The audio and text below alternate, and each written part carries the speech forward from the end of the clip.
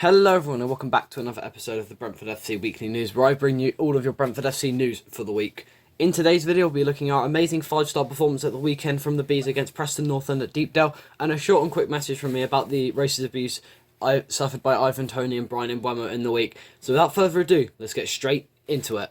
The Bees had been on some rocky form recently, not being able to win in 4 games, all of which were draws, and yes, draws are better than losses, but these games needed to be won to keep up with Watford, to at least make them slightly concerned about us catching up. Those chances were wasted in games like against Birmingham and Forest and other games, so we will now be looking to just secure our playoff spot and get geared up and ready for that. But there's a lot of ifs and buts, but we can still catch Watford in second, but there is a very, very low chance of that happening. But yesterday we faced Preston North End, or at least at the time of recording it was yesterday, and in all honesty I expected us to lose. Thankfully I was proven wrong by the team. We managed to smash 5 past a hopeless Preston side.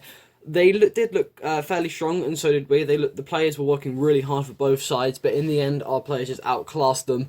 And the top performers for us were either Brian Mbeumo, Tariq Fosu, Mads Roerslev as well. Brian did actually score the first goal, his first in a while. Forss knocked in a second. Tony added a third to get his tally to 29, 2 goals away from getting away from the record and beating Glenn Murray, who scored 30 goals.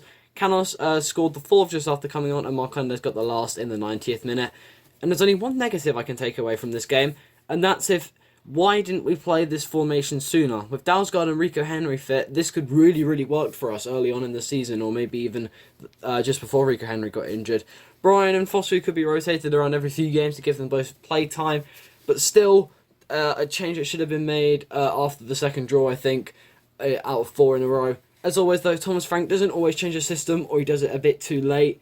Overall, though, I am incredibly happy with the boys' performance, and if we play like this for the final few games, we could very well get the autos.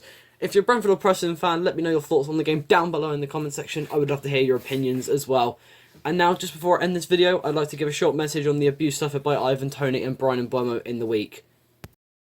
Now, I don't usually get involved in stuff like this in general, but I think it does actually need to be said now. Enough is enough with this racist abuse and stuff. I'm not going to show what was said to Tony and Brian in the week because I don't want YouTube to take my video down. I want people to still be able to see my message for years and years to come. It can really make all the difference if you just think before you speak. Ivan and Tony are human beings. They have feelings like everyone else in the world. These people who said these things, and sadly it's not the first time that someone on our team is abused, are hiding behind the screen, and the sad thing is, no action has ever changed. That's all I'm really going to say for this. I don't want to get too involved and start arguments and stuff like that just in case. But to wrap this up, there is no room for racism in football or anywhere in fact, so just think before you speak.